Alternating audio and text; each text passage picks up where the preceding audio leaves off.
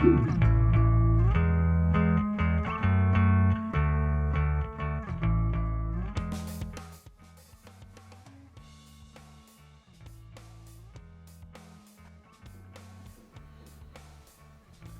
guys, this is Jan for Chess24, and you guys know the drill. It's Banter Blitz time. Challenge me to a 5-0 rated or unrated, I don't care, game. And I will play you, or I will play whoever pops up on my screen, and we'll talk about it. Mainly it's going to be me whining about being cheated, not feeling well, being sleepy. I just had a huge avocado which contains a lot of fat, so my brain isn't working. All the usual stuff.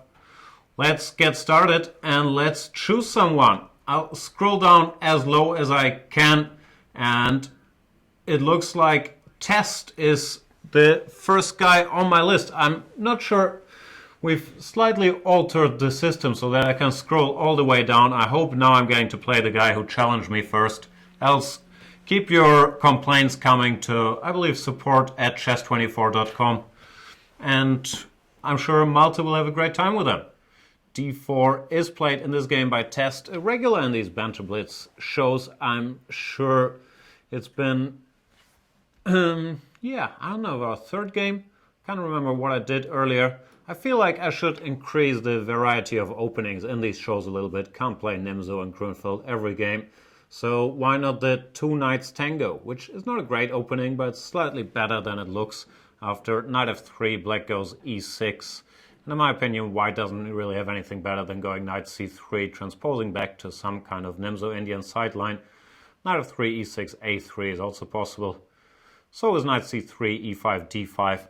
But we can see it gained me some time on the clock, and it's a line that is kind of playable for all you guys who need an instant fix against one d4.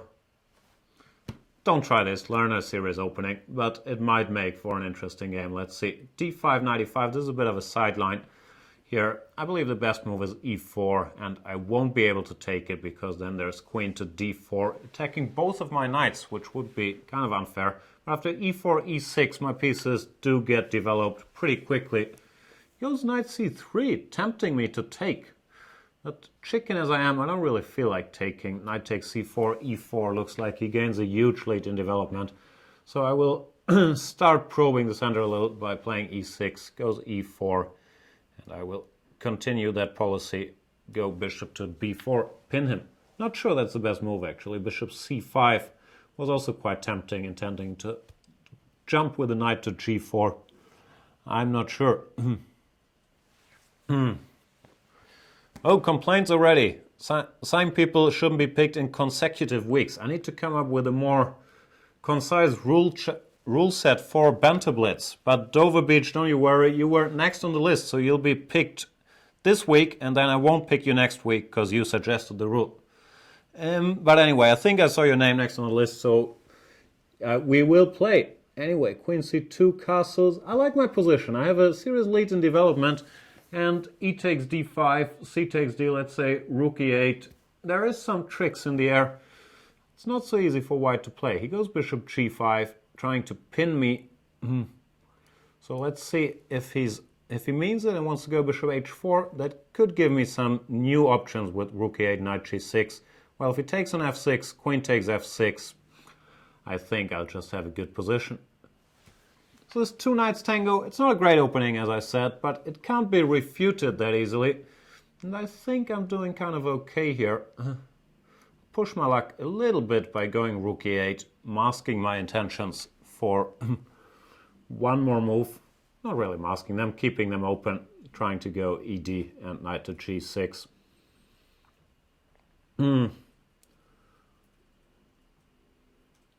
Not sure what white should do actually. Knight e2, that allows me to take on c4. I still don't really feel like doing, but probably it is time to grab something. Knight c4, queen b3. Yeah, let's switch into more greedy mode. Because ed5 is still a bit of a threat. Oh, I missed that move. That's actually a good move. Oof. I missed long castles. Was enjoying myself too much. Now I have to retreat a bit. I don't like retreating. I don't see anything better though. Totally missed long castles. I should not have allowed this. Now the position is unclear. I had a bad feeling about knight takes c4, but my greed got the better of me. The video stream is lagging, I'm told. I'm sorry about that. Not sure I can do much about it except talk less nonsense. I'm being crushed here. Knight to f4. Don't know what to do. It's a double attack. Bishop takes c4 and knight takes e6 are in the air. Is there anything I can do? I might have to give my queen and suffer terribly. Knight takes c4 was just a horribly optimistic move of mine. Yeah, I could have gone knight d6, but then e5 seems to be picking up a piece. So I'll go here, fully aware that after knight e6 I have to go de. And this position is probably lost. Good game by Test so far. I was celebrating a bit too early. f4. How do we even manage to hang around? Knight g6. Maybe this wasn't the way, because after bishop f6, it looks like I have to go gf, which is pretty disgusting. g3. Let's pretend nothing too bad has happened. But it has. Shouldn't lose the first game already. I'm always in a terrible mood after I lose. And it affects the whole show. So I'm going to have to swindle you somehow, Mr. Test. Let's start by taking on f4.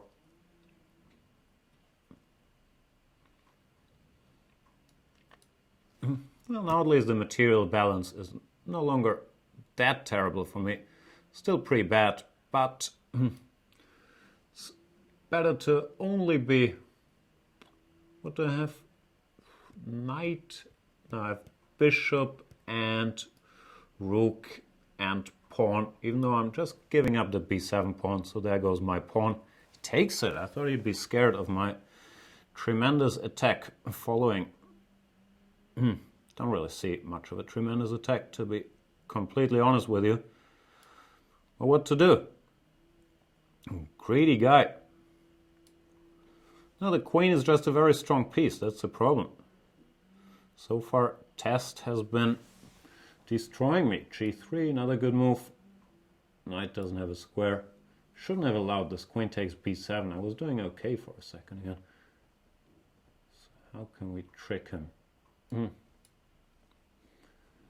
Doesn't look good. Doesn't look good. Now, no draw.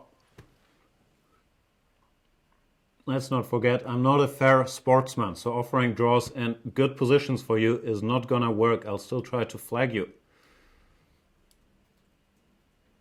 And also, we're not gonna learn anything if we agree to draws. That's something I learned over a career of making premature draws. It doesn't help your chess all that much. We should try to fight and learn from allowing knight c4 and regretting it. I hope that's true. c4, yeah, it seems to work. There was also rook takes b2 check immediately, but then it looks like my pieces would become a bit clumsy after king a1, so this seems more effective. Knight takes b2, there's rook takes d7, which probably I don't want to allow. Still in trouble. Is there anything I can do?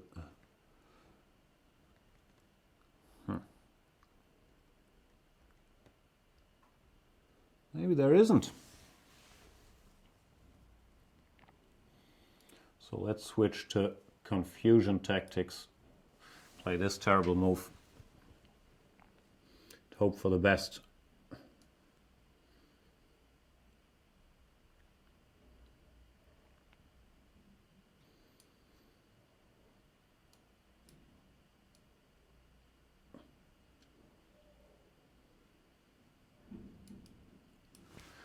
I've got the queen back, but it didn't really increase my winning chances. Actually, I'm kind of unhappy about this. Stop offering me draw tests. I'll try to flag you, I'm telling you.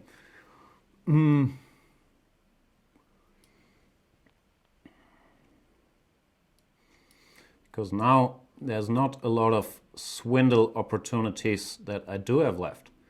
But what are you going to do?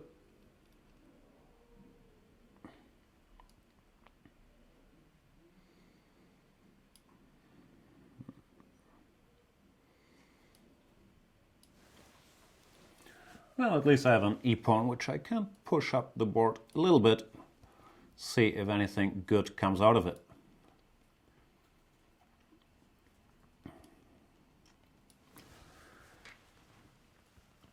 Things are picking up. I'm still not winning, but I'm no longer worse. Actually, now I'm better, and I have the better time as well. But so far, yeah, very, very bumpy start. And good game by Test. I'm mainly kicking myself for missing this long castles move, which really gave me fits.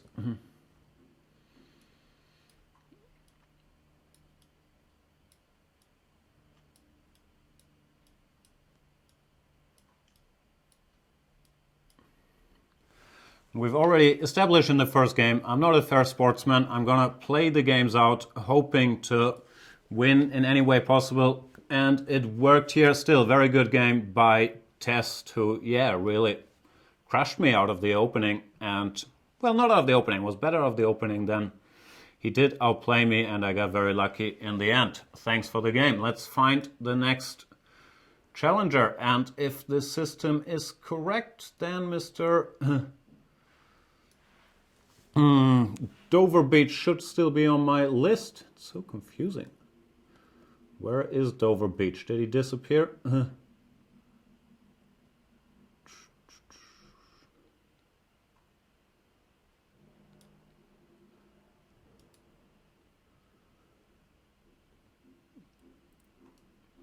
Sorry, Dover Beach. I'm doing my best to find you here. You did disappear from the list. I'm not sure. Maybe you're not challenging me anymore.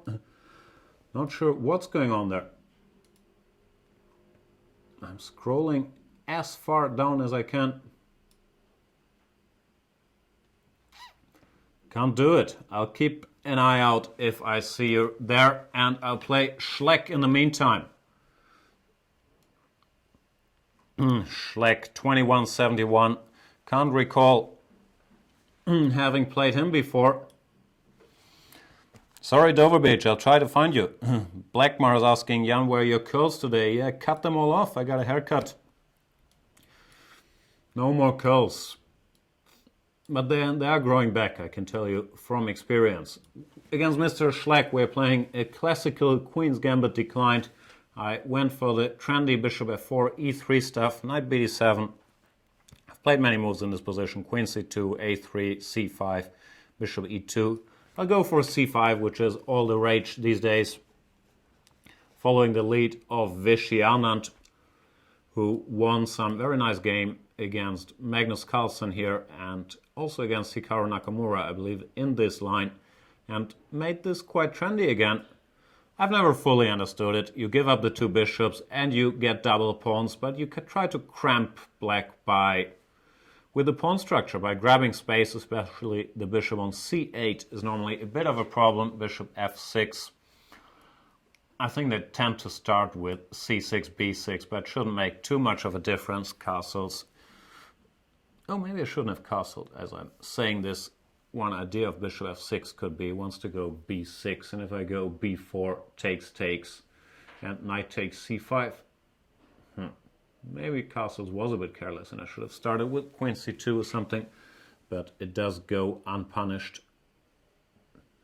I think I'll go queen c2. Not sure this is the right move. Okay, it's going to win me half a tempo. He has to go g6 or h6, and now I can continue expanding a bit on the queen side. Sorry, Dover Beach, I feel bad about this. I know you have to leave. I did try my best to find you on the list. You weren't there anymore. So let's try to play Mr. Schleck. He plays b6. What do I do? Rook ab1, let's say. Not sure about the position. After a5, I have the option of going a3, which is pretty standard stuff. There's also the option of going a5, b5, spicing up the game a little bit. Not quite sure I want to do that here. I think I don't, because after a5, b5, there's bishop b7, and you tend to not reach that much. However, here if black has to go bishop b7, his position is a little passive. Normally you want to get in a5, bishop a6, exchange this weak bishop. While this position is certainly playable for black, but it's not that easy to make progress from here, while white has a ton of useful moves. g3, king g2, a3, h4, h5.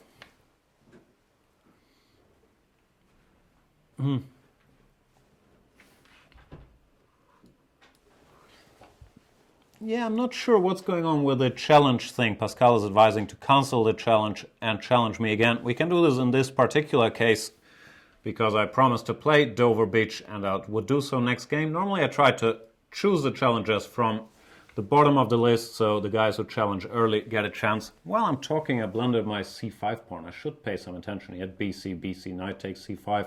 His rooks on the a file don't scare me that much. But yeah, it's a tough format. I can't play everybody. I'll play for 90 minutes. I'll do my best. And we do these things quite regularly. So there are pretty decent chances of getting a game.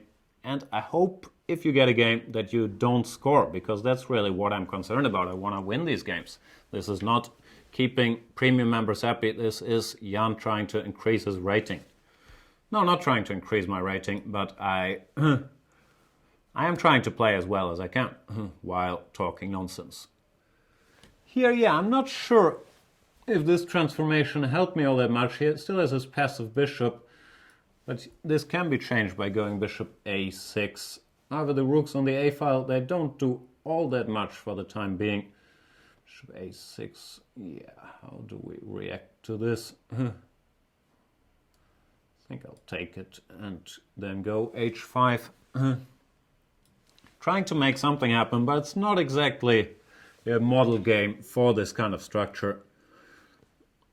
I still believe I'm okay. Maybe I should have tried to regroup my knight a bit earlier.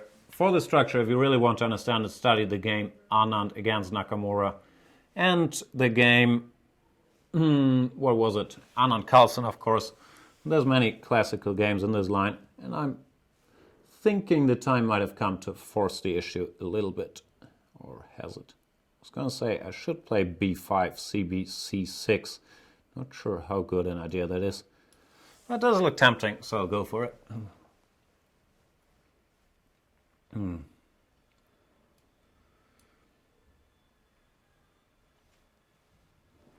My idea is pretty straightforward. Go knight takes b5 and queen to c-pawn somehow. Which, yeah, I don't think is so easy to stop, actually.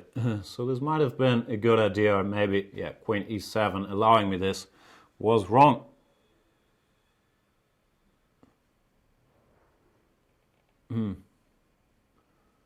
What's going on?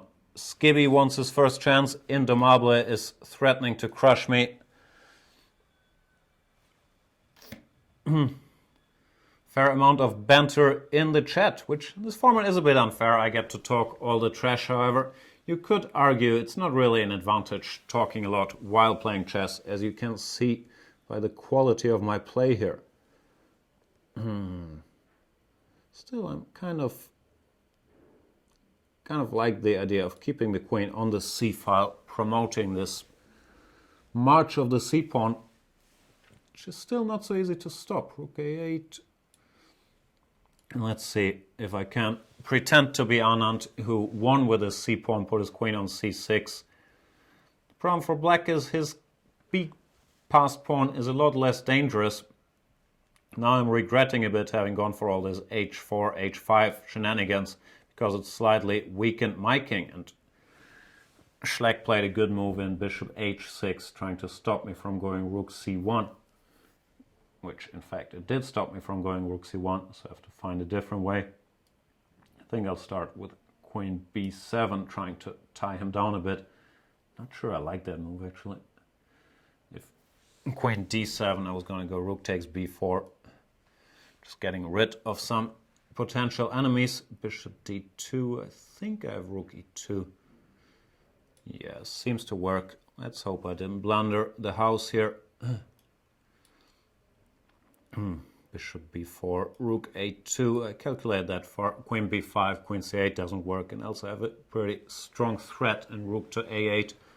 She parries by bishop a5, but now I finally managed to get the setup I wanted with the rook on the c file, and knight d6 looks like it's kind of decisive. Last counterplay could be queen a4, but then I can just remove my rook, and yeah, Schleck resigned. Yeah, good game by Schleck, and quite a typical game for this structure. It's not easy to play with black. It's not so easy with white either, but with a space advantage, that does help a bit. I'm too shy to mention what? That I will... Oh yeah, I've got a flight to catch to Thailand today. I'm going to play my annual chess tournament, the Thailand Open. Highly recommended for everybody who's looking for a last-minute tournament to play. And this is my training camp, so to speak. Trying to find back our friend Dover. I feel bad about this, but I'm not sure if you guys can see my screen. Probably you can. I can't see him anymore. So I will continue my system of going through the list from the bottom, and I will play Mr. Vincent Ninway. Sorry for the mispronunciation. My French is pretty terrible. Pardon my French, literally. I'll play one d4. I've played a bit of one e4 in the last Banter Blitz. Didn't enjoy myself all that much, but I'm trying to spice things up a little bit. I'll go for the Trompovsky. I must admit I haven't watched the, I'm being told, very good video series by Lawrence Trent we have on the site on the Trompovsky. I probably should. And I know he recommends this line with e4, takes. Here, I don't know what to do. In my days as a Trompovsky player, I used to play c3 here, going for this setup, intending bishop d3, knight e2, f4, and e5. I'm not sure if that's still en vogue or still playable or not. I'm honestly not very booked up in the Trompovsky. I've played it quite a bit, especially some years back as a surprise weapon. Bishop g4, I don't feel like exchanging that knight for the bishop, and he goes bishop h5, which is consistent, trying to stop h4. It's not such a pretty square for the bishop, though. And while I won't get in f4 quickly, I can take comfort in the fact that this bishop on h5 does not look great. Try to get this knight out, hinting at knight b5, but more likely than not, I will go knight c4, knight e3, centralizing that guy. And yeah, he stopped knight b5, so I can't do that, but knight c4.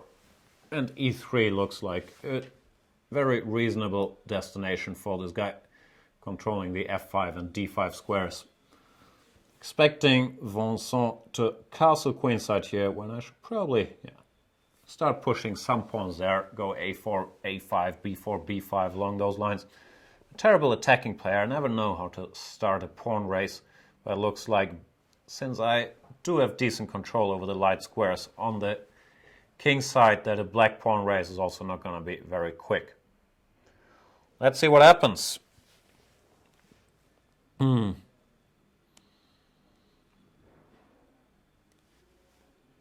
Bishop g7. Could go knight d5.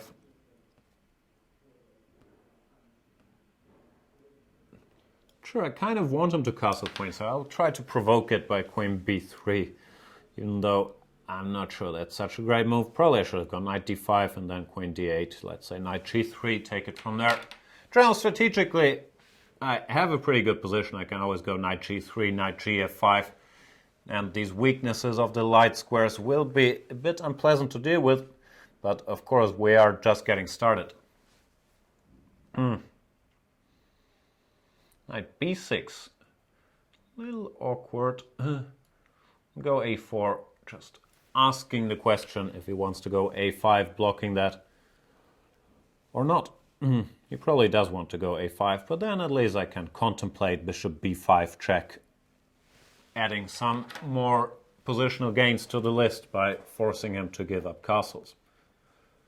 Let's see what happens. So far, yeah, my Trompovsky experience is quite good. I should maybe I'll go back to playing more Trompovskys.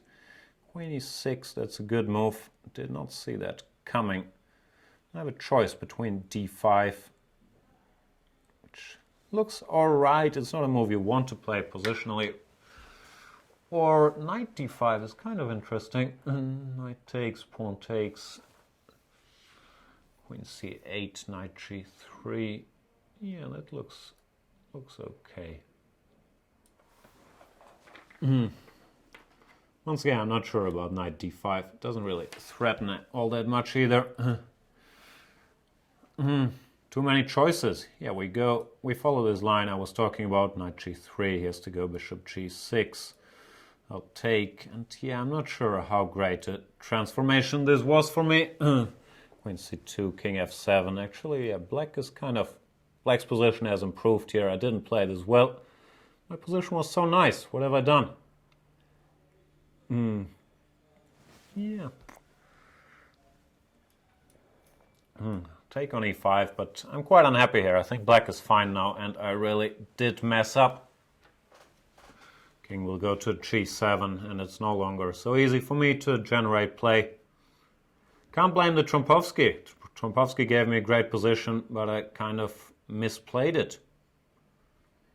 What to do? I'm still not lost, so I will try to make some sensible moves and take it from there.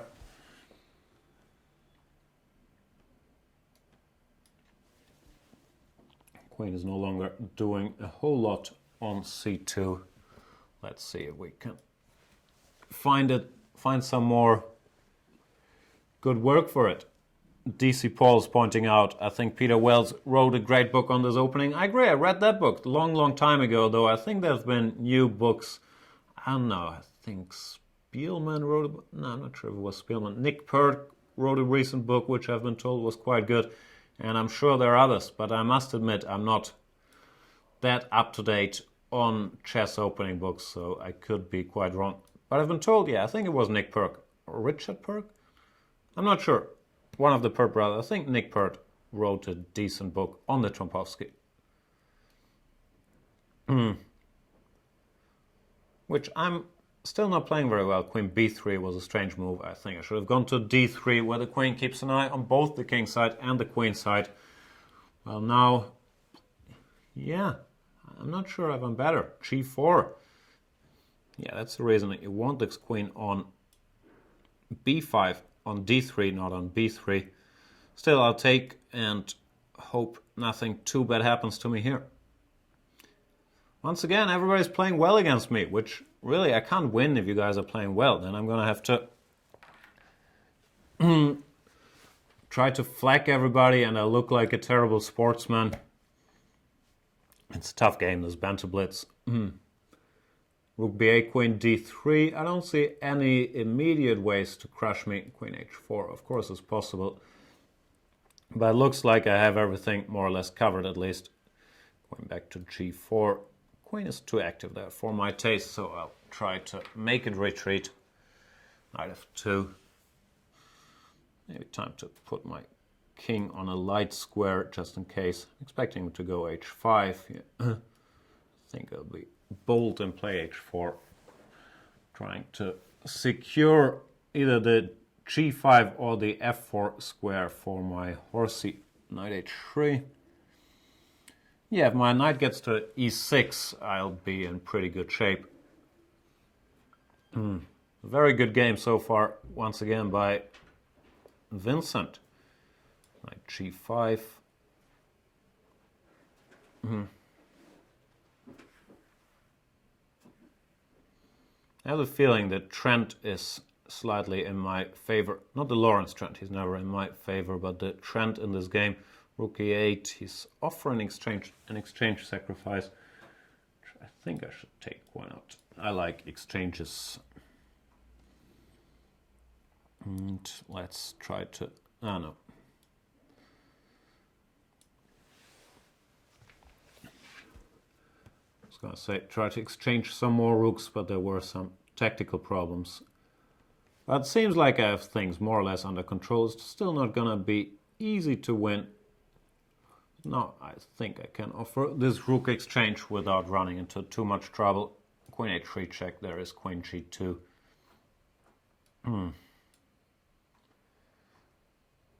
Probably I should have calculated a bit more, but queen takes g3 didn't seem to work. Yeah, this should be winning if handled with care. One stupid thing to do, for example, would be to blunder this h4 pawn. I'll try not to do that. Another very stupid thing would be to allow bishop takes g3 here. Let's also not do that.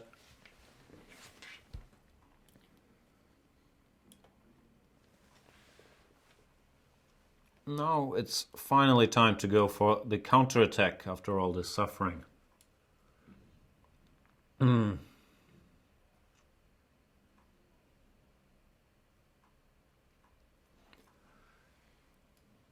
Here we go. Thanks, Vincent. Next game. Who we got? We got Onu Bense on the bottom of my screen. Another strong player, 2-2-75. Not a walk in the park today.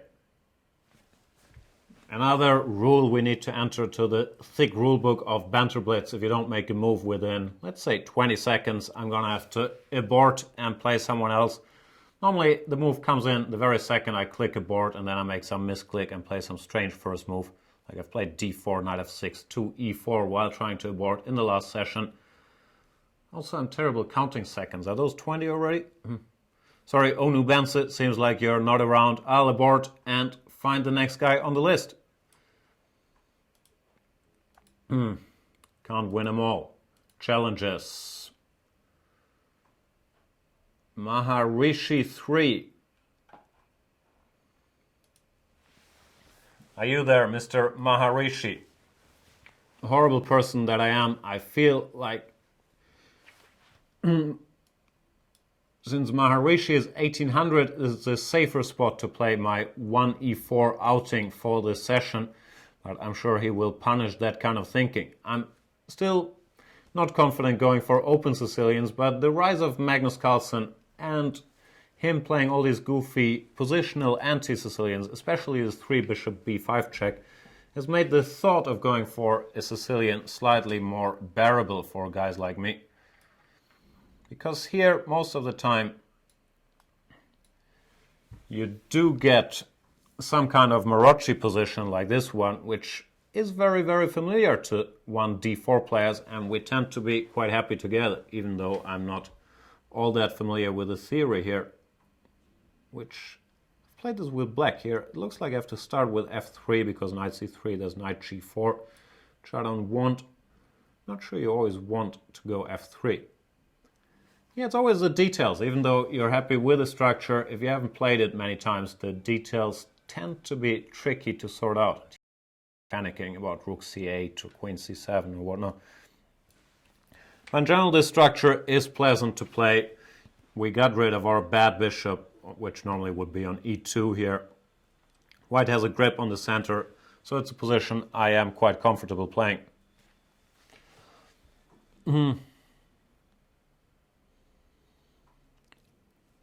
I'm reading up on the chat. Tennis Boy is steaming. Sorry, Tennis Boy, I've explained my complicated system. I'm sure we'll play. Rook c1, rook c8. I'll just continue my setup. Queen d2, rook fd1. One thing to slightly worry about, maybe I should have slightly worried about it. Now, to think about it is knight takes d4, followed by b5. I'm not sure if this is good here, but it could be. And quite often it's an idea worth thinking about to go a4 if you're white here in these positions as well, just to stop that. Another idea could be knight a4, intending to put this knight here. Or even just to go for simplifications with knight to d5. I think I'll go a4. He's kind of telegraphed his intentions with rook b8 to go for the b5 moves. And yeah, let's do that. a4, rook fc8. By the way, if I weirdly look to the other side of the board once in a while, it's because I'm checking out the chat, what you guys are saying. It's on my other screen on my left. And Skibby says bishop b5 check is still annoying. I agree. I think it's a good risk-free system for white. But I also have to say that Maharishi 3 is handling it extremely well so far. He's doing all the right regroupments for his rooks on b8 and c8. Now the queen, which does nothing on d7, is regrouped to a5, also a good maneuver. And I can't claim that I've gotten a whole lot done here. What do we do?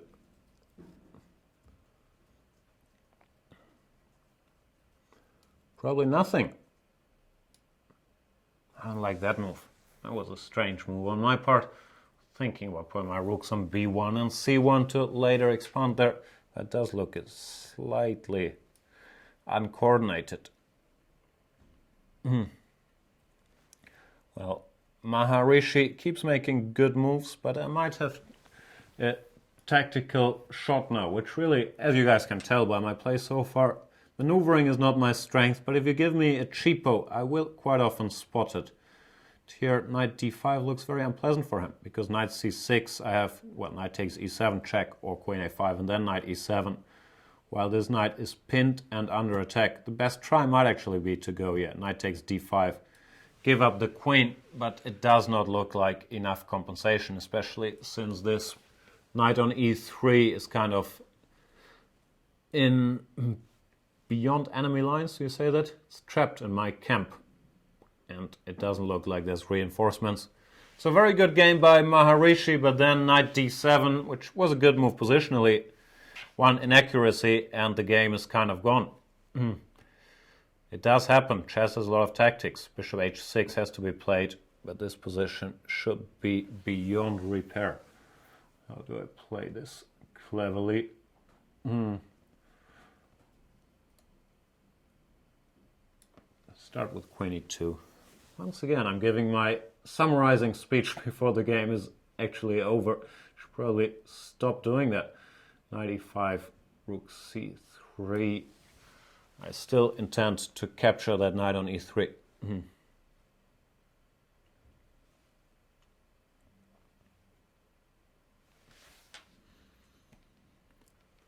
b5.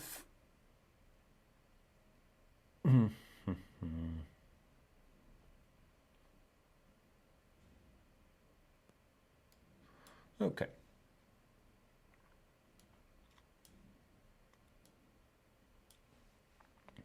Maharishi not making it easy, still managed to generate a bit of counterplay here. You got it past c-pawn. However, I do have a lot of extra material, which I hope will tell. But certainly putting up a very good fight.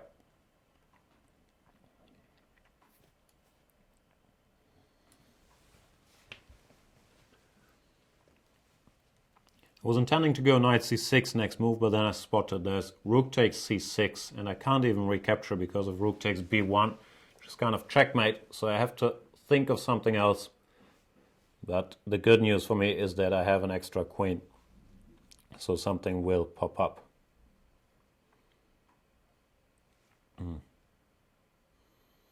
So still a discussion going on about Trompovsky books.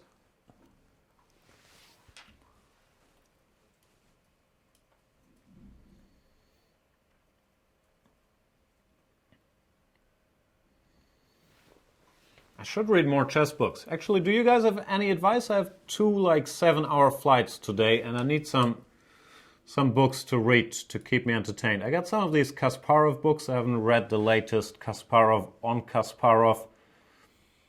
If you have any good chess books, it doesn't have to be on openings. I'm not that interested. I'm interested in openings, but not in most opening books, frankly. But if you have any good biographies or interesting books coming out, let me know in the chat and I'll read them. I haven't bought a chess book for a long time, except for these Gary books. And I really should. I should also find a way to win this game. I can try to flag him. That's another forte of mine. Let's create some luft for my king. Just in case, let's say he takes on b7, takes, queen takes c4. I don't want to run to rook b1 check and have an awkward back rank mate. That's why I went h4, because here the counterplay with rook b1, knight f2 does not look all that intimidating. Or that one, same thing.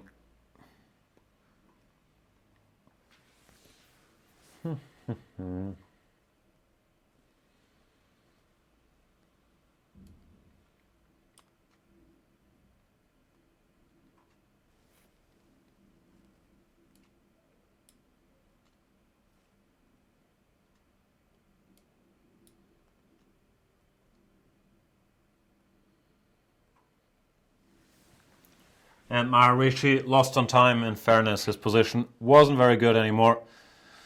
In the marble, I was mentioning Judith Polgar's good books. That's a good point. I've read only the first one. I liked it very much. So yeah, I should look into those. There's 2 more, I'm guessing. Complete Idiot Guide to Chess. Yeah, it sounds like a good title for me, for sure. And in the meantime, we'll keep playing. Mr. Stertz 17 is next on my list.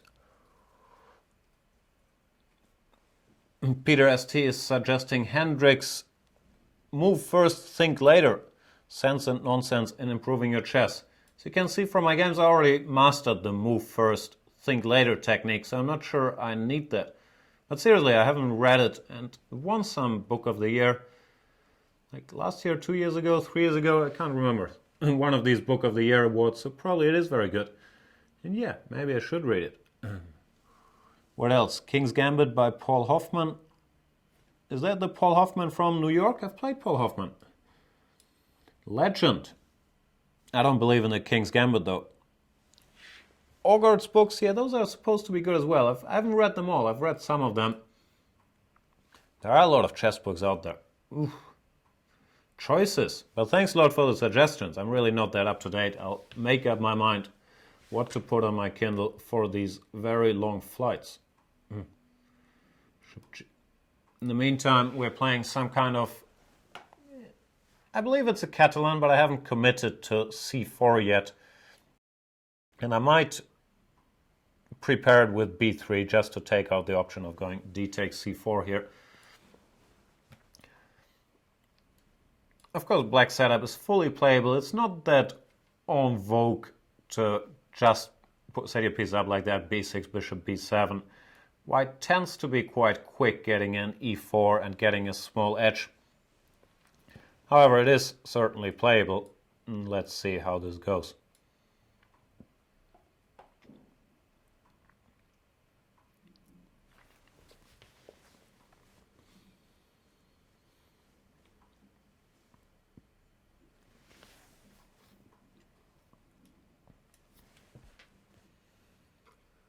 Not sure if I should have taken with the bishop, but knight looks more natural. Now knight f6. I'm kind of tempted to keep some more pieces on the board and go knight c3. General Black wants to get in c5 here, and if he does, he's going to be kind of alright. Well, if he doesn't, he's going to be in trouble. So my plan should be to prevent that. And here I could take on d6, which would also give me a bit of an edge, but then d4 could turn out weak. I quite like the move bishop g5, stopping c5 because of knight b5, and hinting at bishop takes f6, which I'm not sure I want to do, but actually I probably want to take and go knight e4. So the best move to my mind would be bishop e7 back, but then I won like half a tempo by getting my bishop out to g5, which I can use for something. Queen e2 maybe. Rook e1. Queen e2 looks more logical. Not sure if he is in time to play c5 now.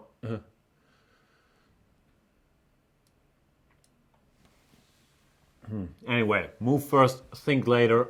Especially in Blitz, that's a useful rule, because you can think while your opponent's clock is running, which is a technique I understood quite early. Here after c5, I was thinking about knight b5 and the queen to c8 or to b8, probably to c8. Then to play d5, trying to exploit the bishop on e7, being unprotected. Which looks quite alright for me, actually.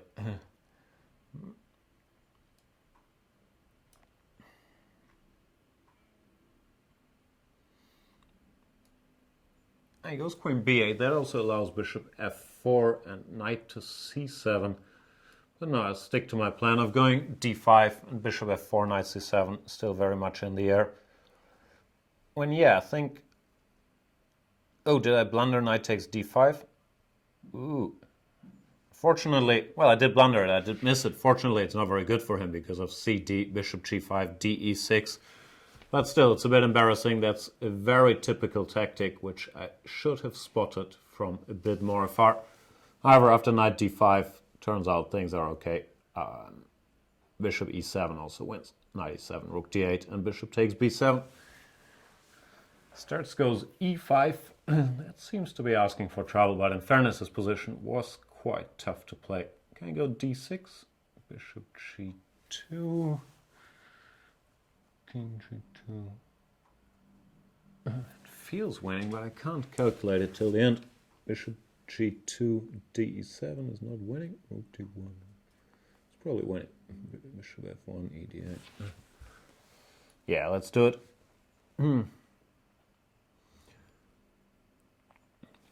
What I was trying to calculate clumsily was bishop g2, d takes d7, bishop f1, e takes d8, queen, which wins, or rook takes d1 when his bishop on g2 is attacked, and I'm threatening rook d8, so that looks good. Bishop d6 doesn't work because of bishop takes b7. The only move seems to be bishop f8, but that's rather sad, and I have the winning choice between queen takes e5, or bishop takes f6, or bishop b7, and then one of the two. So this looks pretty good for white. The discussion about the Nimzo. Nimzo is a good opening. You can play it, I think it's one of these openings where you don't even need to know that much theory, because it's sound and you can kind of make natural moves and they tend to be the right. Always the case. In the King's Indian, you need to understand where you can get away with. In the Grunfeld, you need to be a very good calculator.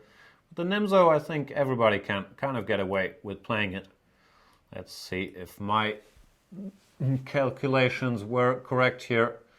Double attack, king g2 and rook d8 looked very hard to parry to me.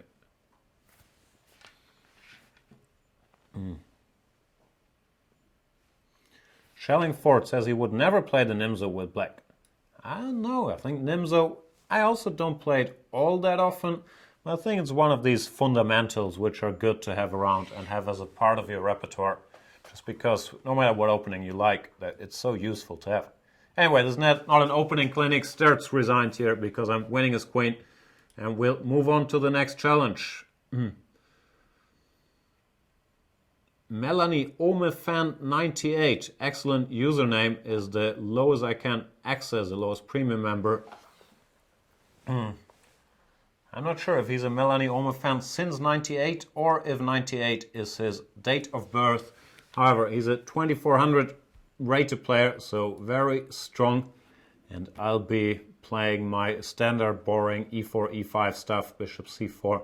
Okay, I'll spice it up a little bit and go knight f6, allowing knight g5. Bishop c5 is the move I objectively like better here, but it tends to be a bit dull. Knight f6 after d3 you have some extra options like bishop to e7 or the one I'm playing in the game, which is pretty much go h6, d6, g6, bishop g7 and take it from there. Not the greatest of lines, but it leads to a playable position where there's a bit more pieces and more fight on the board than in the others.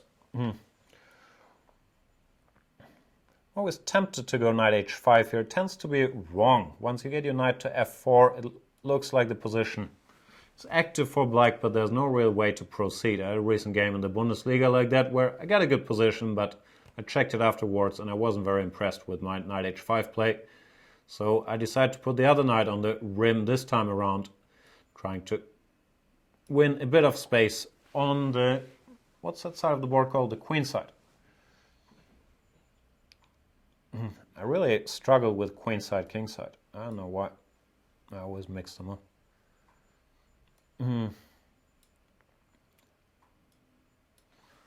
For now, putting my pieces somewhere, bishop e3. I have to pay attention once he goes queen d2 or queen c1, not to blunder my h6 pawn.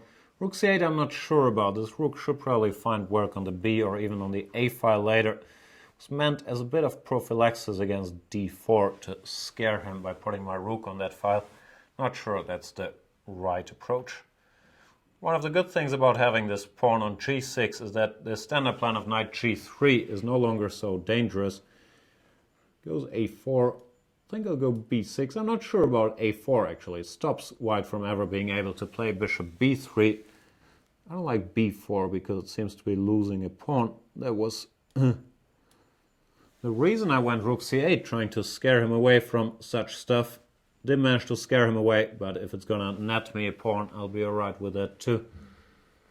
Queen b4, rook c2. a5. There's some compensation, but it was still a good transaction for me.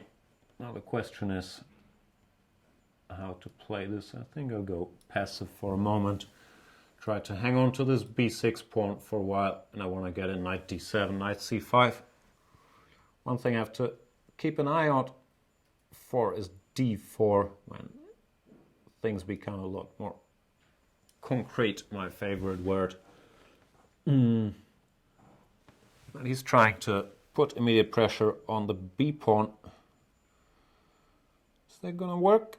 What do I want to do? Queen c7, bishop b6, queen b7. Looks like white could get himself a little pinned.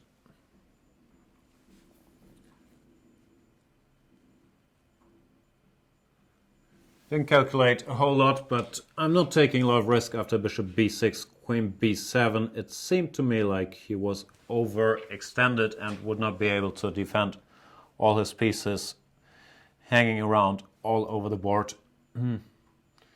d4, that's a much better move. What do I do about that? Rook c4. Rook c4 looks very logical.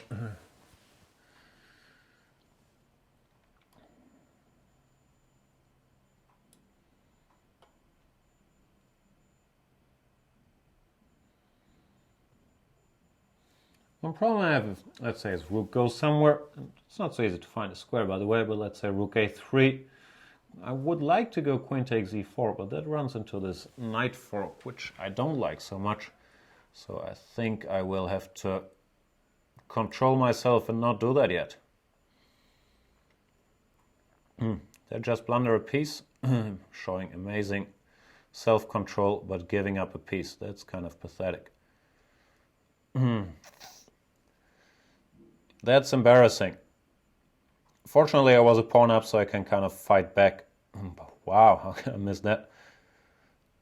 What's the best way to fight? Bishop h3 and rook e4? Or bishop d5? Both look kind of bad. Hang on.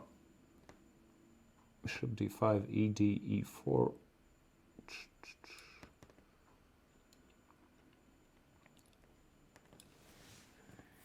e4, bishop d4 is a problem. No, so I have to take here.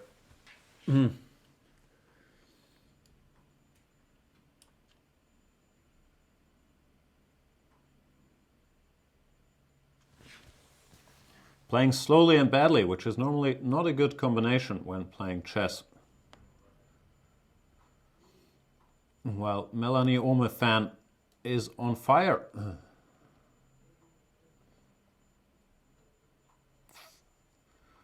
What have I done to my beautiful position?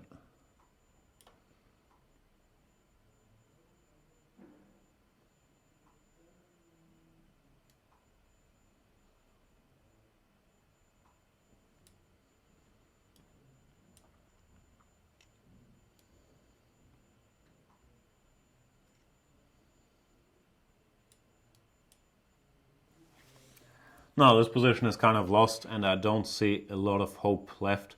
I'm not playing well today. I used to be so strong in this Banter Blitz, but it's all gone downhill. Queen b4, another quite unpleasant move to face. I will desperately push my pawns looking for counterplay, but there is not much there, frankly.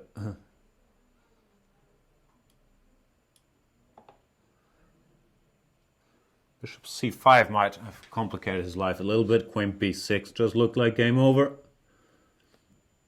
New hope. Not a whole lot, but some new hope. c4 was another strange move on my part now.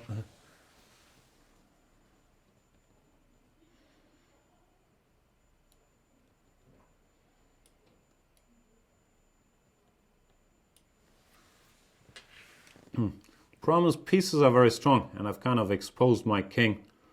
So any attack against it, like queen f8, rook b8, is gonna be very, very tough to meet.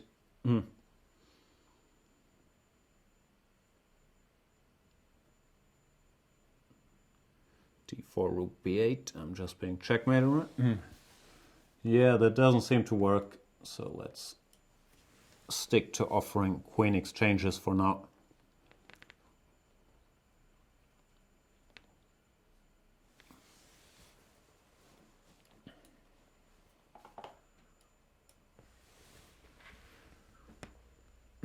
Hope again.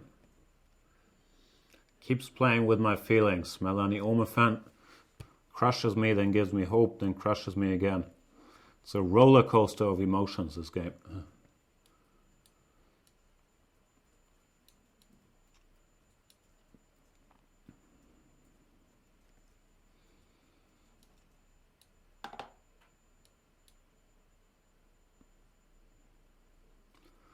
Ugh, did I blunder another trick? I should have gone rook b6. I had a feeling I should have gone rook b6. Still, what's going on?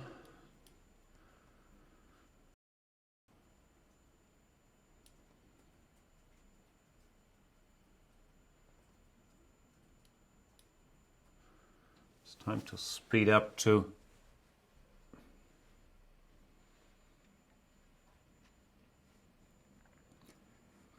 Not a very well played game on my part. That much I can say.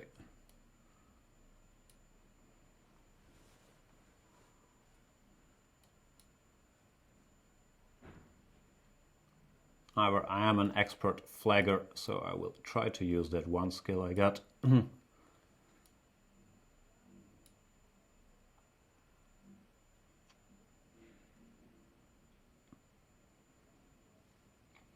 Probably successfully.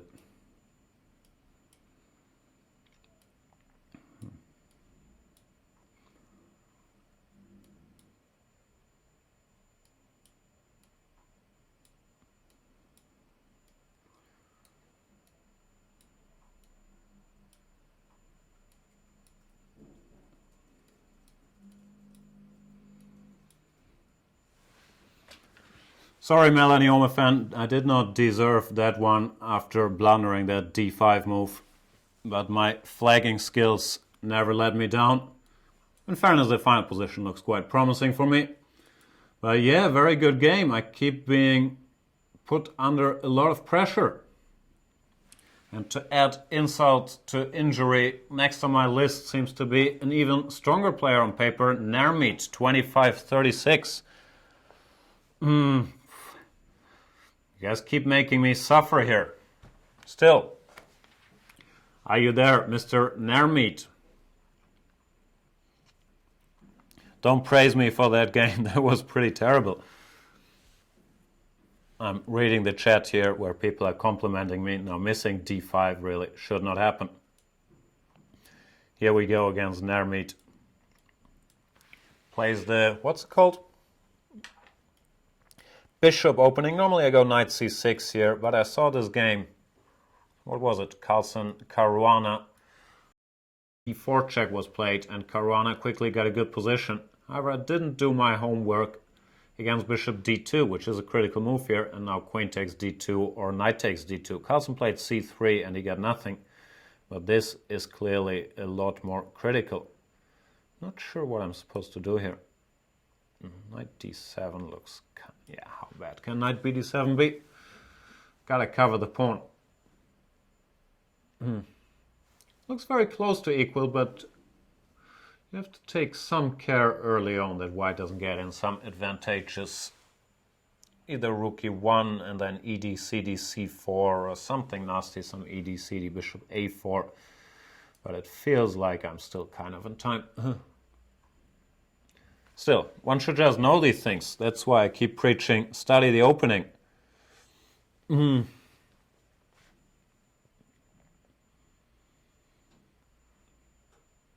e1, rook e8, ed cd, bishop a4. Tennis boy seems to be resigned to never playing me. I don't know.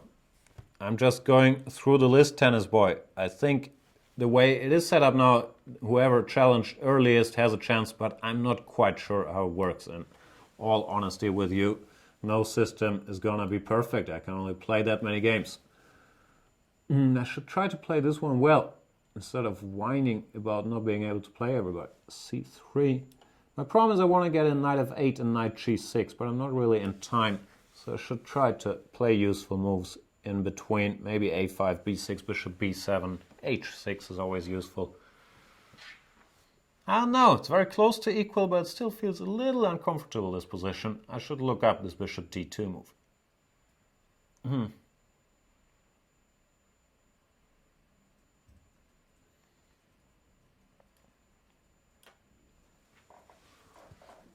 Just pretend I want to take on b2. Actually, I want to take on b2, but I'm pretty sure I won't get that chance. Not sure I like queen b6, actually. Probably I should have stuck to my b6, bishop b7 idea. Yeah, queen doesn't have a lot to do on b6. Here I'm slightly concerned about him opening the position with d4, because I'm still not fully coordinated. d4, ed, knight takes d4. No, it doesn't look too bad, but it is somewhat worrying. Let's see what happens. Maybe nothing much happens and we're just exchanging pieces, which is also not overly, but that's how it goes sometimes, especially if you're black and you can't do too much. Yeah, now the position just looks equal, frankly.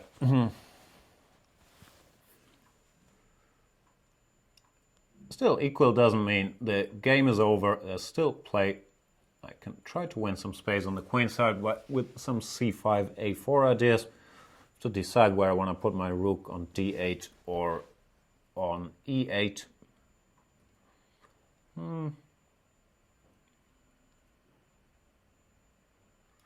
Start with c5. I'm not sure that's the correct decision, but I want his knight to having to commit to a less than ideal square like c2. Now, I can try to put a bit of pressure. Start with rook d8.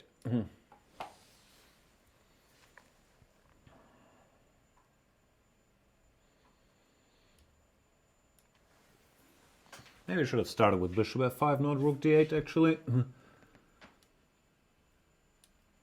Not sure this stuff is yielding me all that much. Looks a bit like a case of fake activity. Queen e3, that at least means his knight remains sort of immobile for now.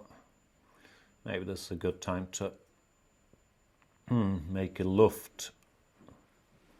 It's always a very tough choice if you want to go g6 or h6 in these positions, and I get it wrong quite consistently. This might be one of them where h6 was more appropriate.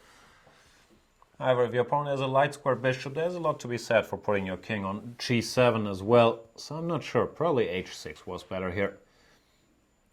Queen g5, okay. It's not all that concerning, but he's freeing the e3 square for his knight. However, after knight e3, I can go h6.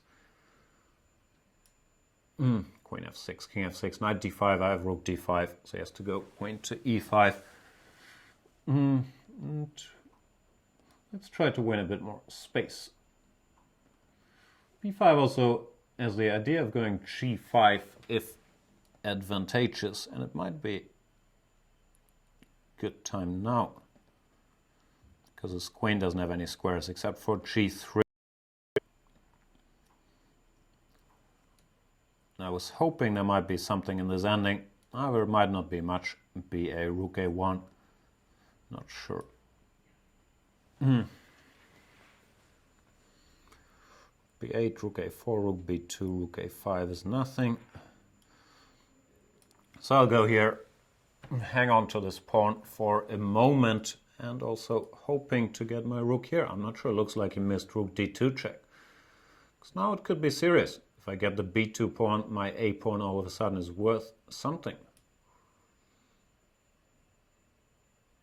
Knight f5 check is a bit unpleasant, but doesn't do all that much.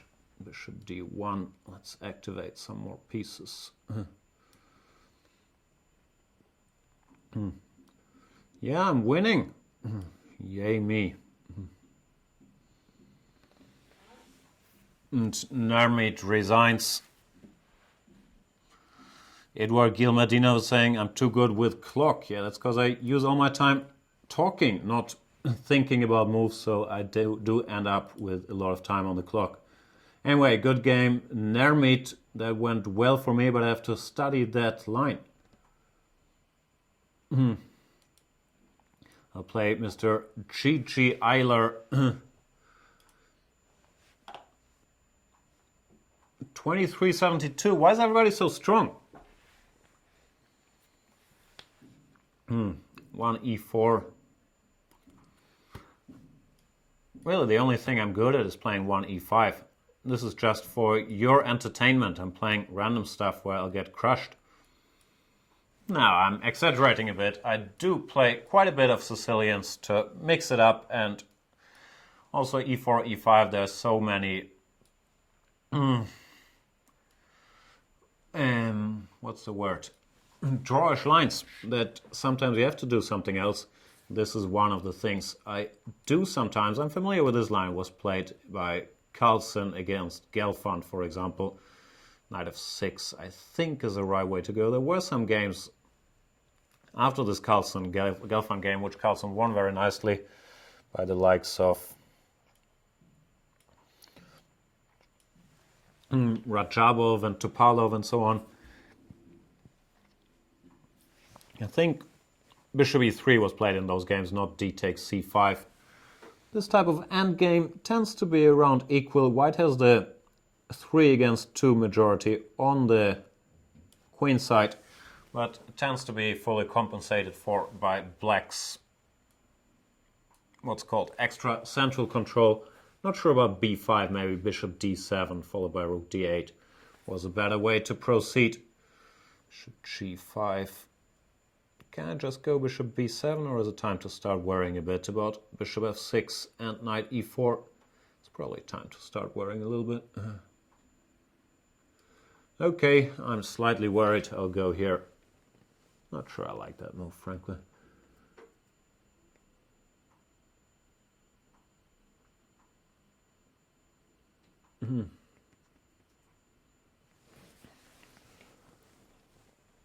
Still feels around equal to me, but there is some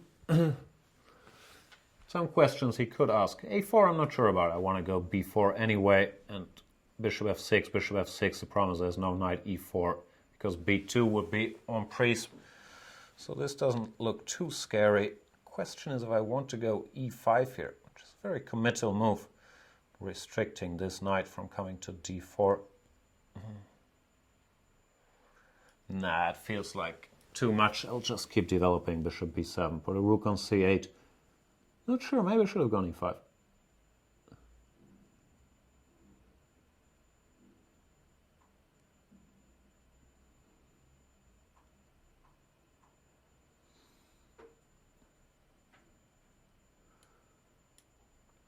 Surprised he takes. Yeah, it's rook d7, but it looks like very, very temporary activity, while my two bishops and this, especially the pawns on b2, they are here to stay.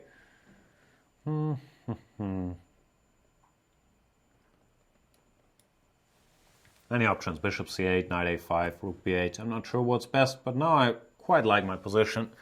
I have the two bishops. He has his weakness on b2. I think bishop f6 was a serious mistake. I think he should have gone knight to d4.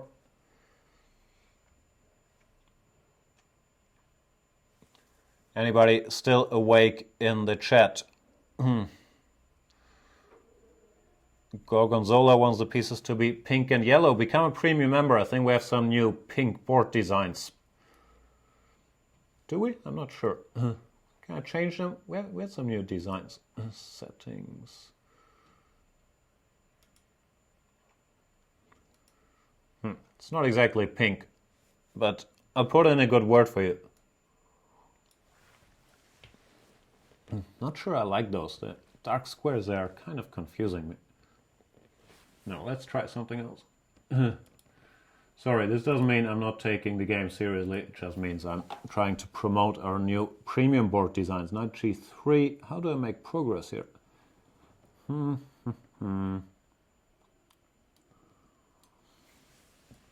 Let's free the bishops and stop knight e4.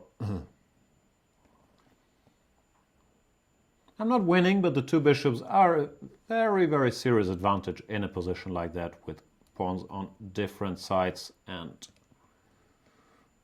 potential to make progress.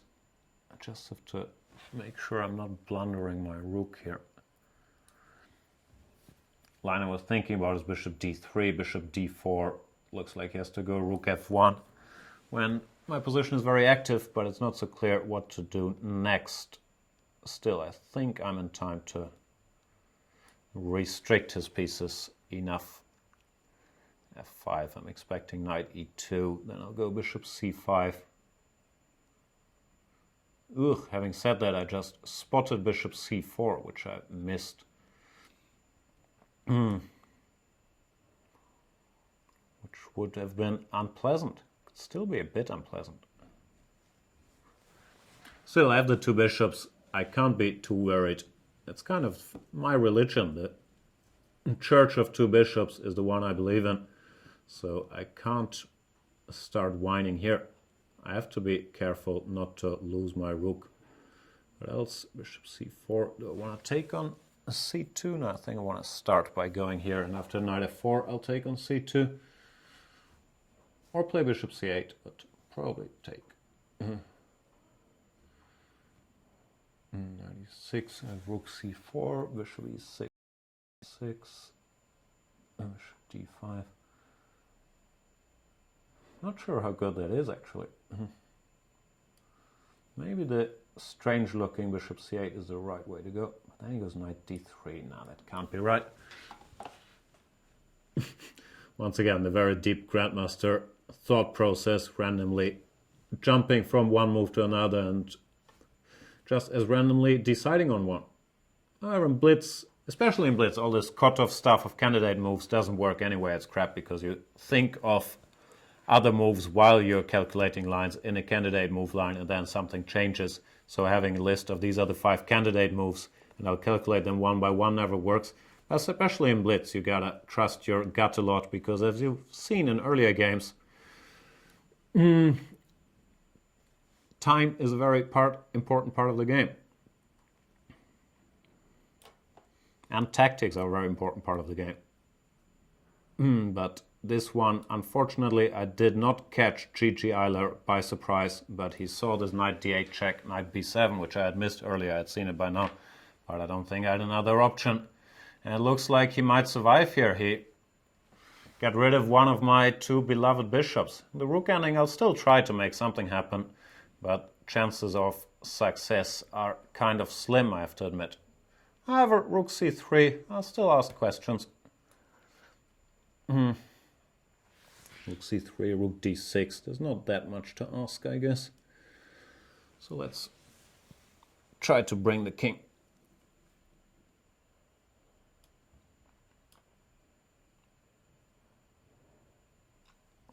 Okay, now we have to go passive, so there is some small amount of hope, admittedly. It should be drawish, but you never know. Once the white rook has to go passive in a position like that, it's not so easy to play. Actually, I think there's a decent amount of hope here. And it's also much easier to play from my side. I'll make moves and make them quickly, which is what I do. Try to gain some space and have him face the tough decisions here after rook b1, if that happens again.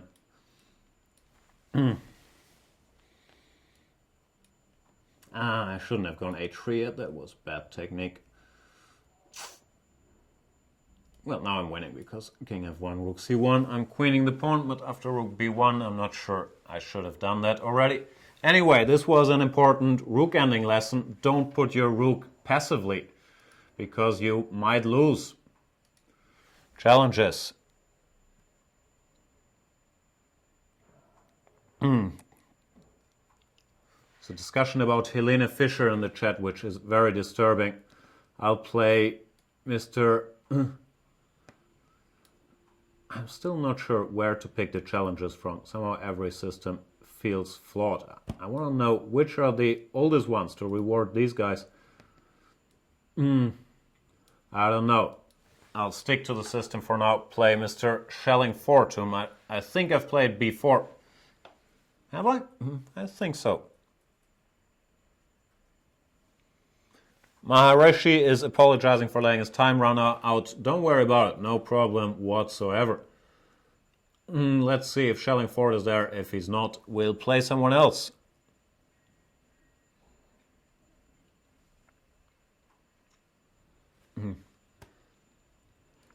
Looks like he's gone, so I'll abort that one. Go back to the list. See who else is there. We'll play Mr.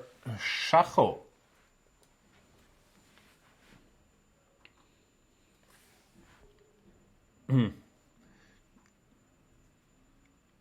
If he's there.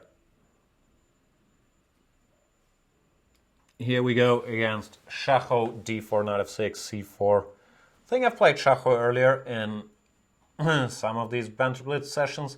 Can't really remember. I switch between knight f3 and knight c3 here. Ever since I did that series on the knight c3 Nimzo, I've started playing it less, as it often happens. If you publish your secrets, then you can't use them anymore, and you start using something else. This line is a bit of an old favorite of mine, the Queen's Indian, bishop a6, queen a4. I've gotten a lot of good positions with it. I did a lot of work on it a couple of years back. I also lost one of the bigger games of my career against Peter Leko in Dortmund 2008 from that position. So not all memories are good, but it is an interesting line. He's saying he's listening to Helene Fischer, which is disturbing, but whatever makes him happy. I can't think of Helene Fischer helping anybody's chess skills. Frankly, I'm not that familiar with her music, so I should not be trash-talking her. I think, did Kollega beat some Helene Fischer sales record? That's the only context I've heard talk about her recently. Anyway, this is a theoretical line of the Queen's Indian. bc5 is a trendy move. Bishop c5, the old classical move, both of which are very, very playable.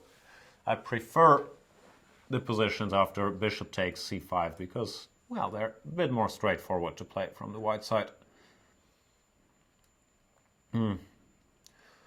Next moves aren't very complicated. Castle, knight c3, bishop f4, rook d1, take it from there.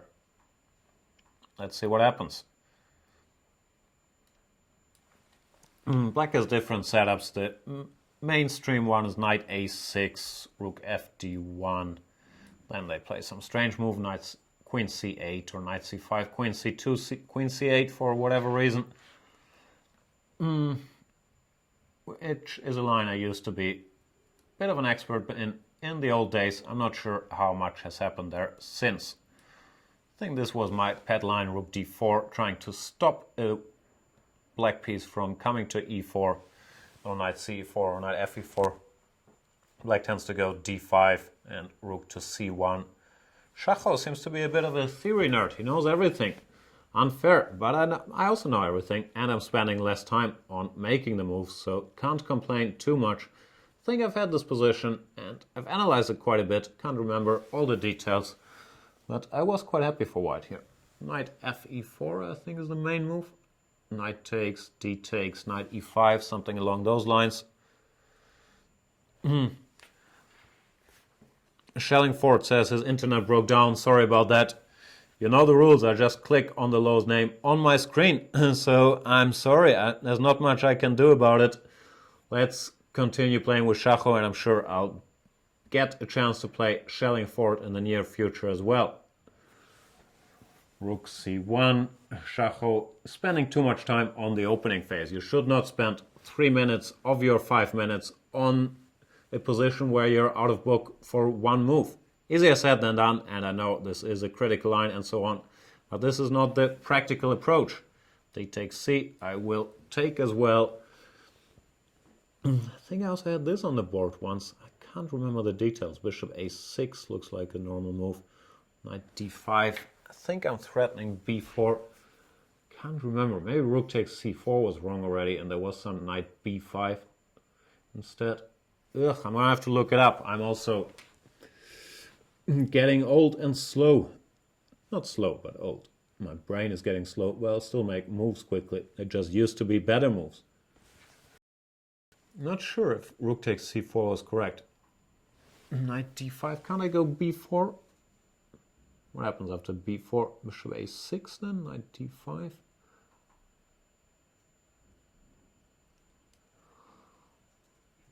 Let's find out. Knight takes f4, and if gf, then bishop a6. That might still work. Because here I thought I'd take ed is forced, and I go rook c3, and I'm winning material. Which still seems to be the case.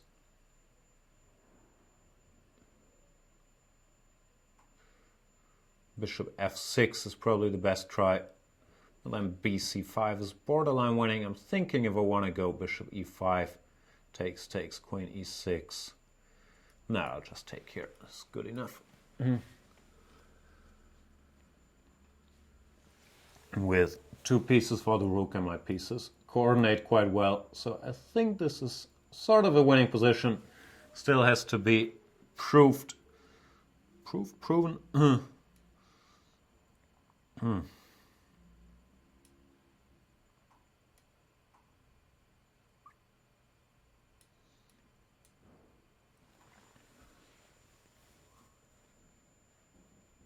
It's not that easy, and Chacho has been defending well since, but once again, there's the other problem of not having time anymore, which is a serious issue. I've kind of misplayed this. Well, rook d5 makes it easy. You should have gone rook d1, rook a1. After rook d5, there's knight e7 with a fork. But yeah, time was an issue. Here we go. What we got? 2 more games? No, 1 more game. Time flies when you're playing Banter Blitz. And I'll play Mr. Skippy Feedemaster as the last game of today. I'll play one of my favorite moves, knight f3. Here we go. Justin Hades says chess is hard work. I know you can treat it as a hobby as well. If you want to learn a lot of stuff about openings, then it is kind of work, but I've always enjoyed it, so hard to say.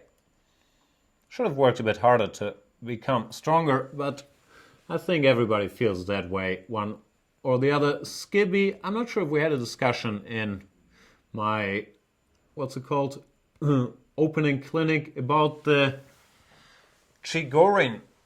I gave some lines and explained why I wasn't a huge fan of the Chigorin. It's playable, but this knight on c6, especially in these structures, always felt a bit funny to me, and it felt like white has to be better here. So I'm always quite comfortable just playing this knight c3 followed by cd5 without knowing that much and feeling like, okay, I have to be slightly better. Bishop g5 here. I'm asking some questions about the d5 pawn. Bishop b4 or bishop e7. Both cover it. But I like my position. Bishop e7. There might be bishop f6 and queen b3 already getting greedy. Bishop b4 also looks a little awkward. Bishop e6. Ah, yeah, that's a better move. Can I go queen b3? Not sure I can. Not sure I have to either. I could just keep developing. I'll be humble, play bishop e2 and not go for material gains yet. But also positionally, white already has made quite some gains. We have this structure. Black had to go passive with bishop e6, and the knight on c6 is just wrong. You would have to go knight b8, knight bd7, or here make other concessions to get rid of the pin. Black had to go g5. White is better. What can I say? The Chigorin, it's not bad, and certainly black's play can be improved here, but I feel like it gives white a decent amount of options to fight for an advantage without having to know too much, which is also important. If you have to know a lot of details in order to get anything, it's different than if you can just make moves. Still, nothing too bad has happened to black, of course. f5 is trying to punish me. Tempted to go queen b3. Problem with queen b3 is always some knight d2 tricks, but they don't seem to work just yet. G4, knight E4.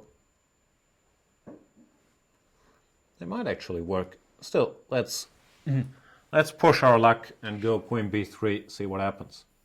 Not sure why I did that really. If you see a move is losing material and you're still playing it, there's something wrong with you.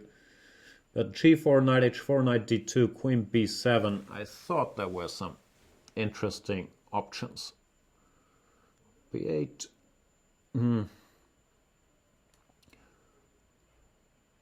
I'll try to continue to be annoying. I'm not sure, I'm playing some weird moves too. Queen A3 is a strange move. Now I wanted to sidestep this, knight D2. Maybe hint at bishop B5, but I've played this strangely. No, I don't like Queen A3. Apologies to chess. Queen A3 is not what I should have done. Queen E7 makes sense, but... yeah, I might still have a small edge, but I've certainly mishandled this, and Skibby is kind of alright now.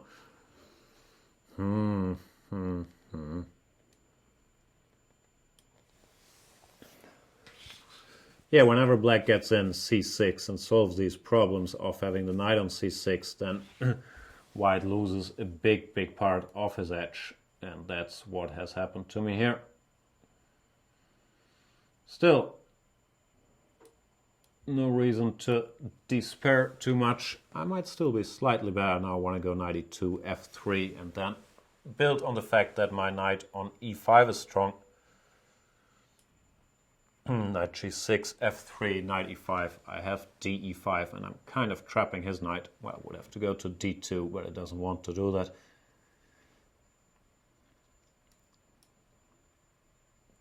But obviously just knight d6 here, and there is not all that much going on in the position.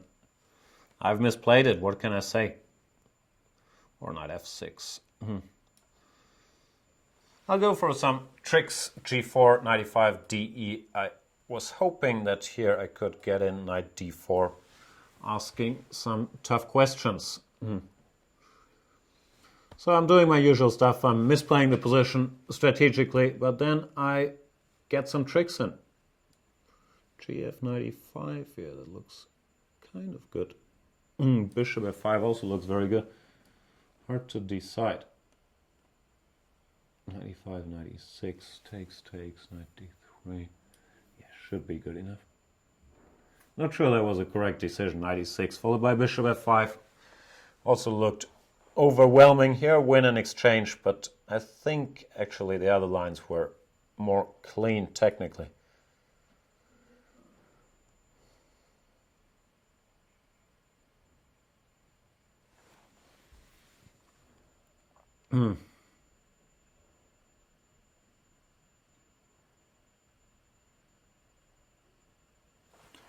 Last game for today. Then I'll go catch my flight to... Where am I going? To Dubai. Then I gotta hang around there for some hours, and then to Bangkok. It's gonna be a long trip, but I'm looking forward to the Thailand Open. That's what I'm saying now after... The problem with chess tournaments is I only like them if I do well. So that's kind of the tricky part. But I am looking forward to playing again. I haven't played for a long time. So I hope that's gonna be fun. Rook b3, b5, rook a3. I'm just probing for some stuff I can attack.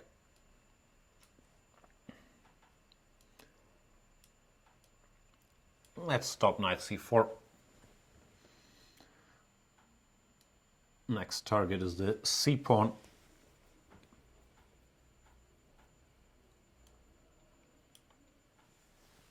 Important not to blunder the rook after king f2, knight d3.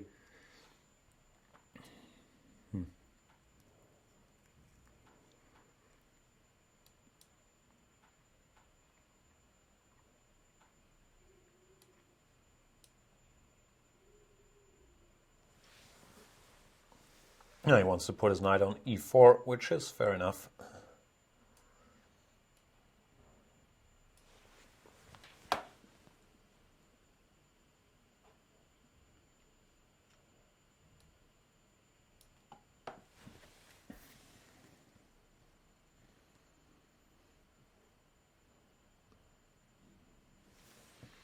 Not much to say. I think my position is winning. I'll bring the king to d4, then somehow attack the c6 pawn by rook a6 and try to overstretch his defenses. Yeah, I was thinking about d4, but king d3 looked quite promising.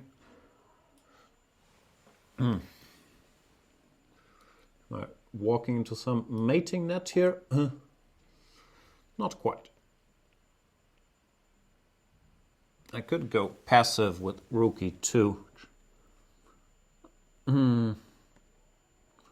Or play a move like rook a6. Now let's play it passively, which is always a bad idea, and I'm already regretting it. But I am up a lot of material in rook e4. King c3 does not look like there is too much happening. He's threatening some one movers, but if I manage to parry those, I should be alright.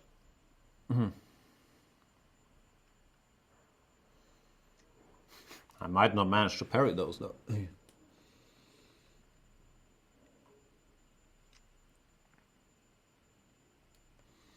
Let's repeat once just to re-evaluate after, and I think I actually messed up a little bit, but the rook ending is still winning for me, since rook g7 and rook takes g3 will yield me a very key pawn.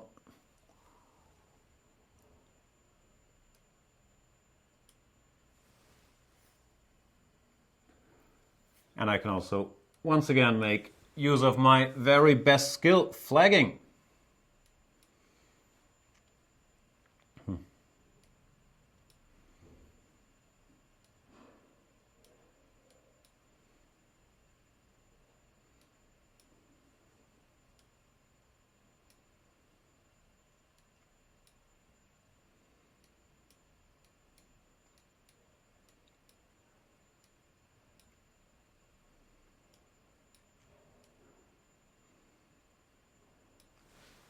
And Skibby resigns. This 2 against 1, 2 against 0 was a question of time and technique, and I had time, so I didn't need technique. Thanks for the game, Skibby. Interesting game. He allowed me this trick with g4, knight d4, and after that it was kind of winning, I believe. And that's it for today's Banter Blitz. Once again, apologies to everybody who did not get to play me. Please don't whine. I'm trying to play as much as I can, and we're doing these sessions regularly, so I'm sure we'll get a chance to play. Thanks for everybody whom I got to play. Did I win all games? Which is really all that I'm excited about and care about. I can't remember. I think I did, but I covered something like that. Thanks for watching. I'm off to Thailand. Check out my analysis of the Nakamura game, which I think we'll put up as a live show. He won a very nice game in the Dragon. I just recorded a video about it. And see you guys soon. You can follow, of course, the US Championship live here. You can follow the very, very prestigious